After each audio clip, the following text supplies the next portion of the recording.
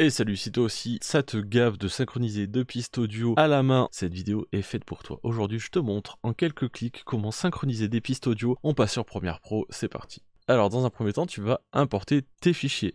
Il faut qu'il y ait deux fichiers audio et vidéo. Si vous avez que l'image et pas le son, ça ne marchera pas, étant donné que Premiere n'aura pas un son de référence à synchroniser à la deuxième bande son. Une fois que ça c'est fait, vous allez sélectionner les deux vidéos, faire clic droit, synchroniser. De base, début de l'élément est affiché. Donc si vous faites ça, ça va juste venir caler les débuts des deux rushs ensemble. Nous, ce qui nous intéresse, c'est de synchroniser les audios. Donc on sélectionne les deux, clic droit, synchroniser. On va venir descendre sur audio. Vous allez sélectionner la piste que vous avez besoin de synchroniser et après vous allez simplement faire OK. Là ça va très vite vu que les rushs sont relativement courts et que j'ai un PC qui marche relativement bien. Si vous avez un PC un peu plus léger ou alors si vous avez des rushs très longs avec énormément d'audio à synchroniser, c'est possible que ça prenne un peu plus de temps. Allez, on écoute ça, voir à quel point ça a bien marché.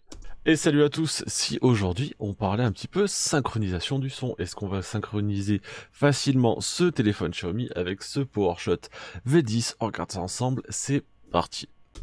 Ça a marché impeccable, le son est parfait. Des moments, c'est possible que vous ayez un micro décalage sur la bande, donc que vous allez voir. Ça dépendra de si vos deux caméras sont en 25 images par seconde ou en 30. Alors, s'il y en a une en 25 et en 30, comme là c'est le cas, et c'est possible qu'il y ait un micro décalage parce qu'il faut choisir une image sur laquelle se poser, synchroniser et se rapprocher au plus possible de la synchronisation parfaite. Mais comme vous pouvez le voir, ni à l'image ni à l'audio, ça se remarque, ça va se voir seulement sur la timeline et ça marche vraiment bien. Vous n'êtes pas obligé de faire un clap de synchronisation avec cette technique, mais honnêtement, par expérience, c'est quand même mieux d'avoir un énorme pic, un point de référence très imposant, très visuel, très simple à localiser, comme ça toutes les pistes vont se synchroniser dessus et ça sera beaucoup mieux. Voilà, j'espère que ce petit tuto vous a plu, j'espère que ça vous aura rendu service. Si vous avez des questions, n'hésitez pas à les poser en commentaire, j'y répondrai comme toujours avec plaisir et moi en attendant, je vous dis à la prochaine.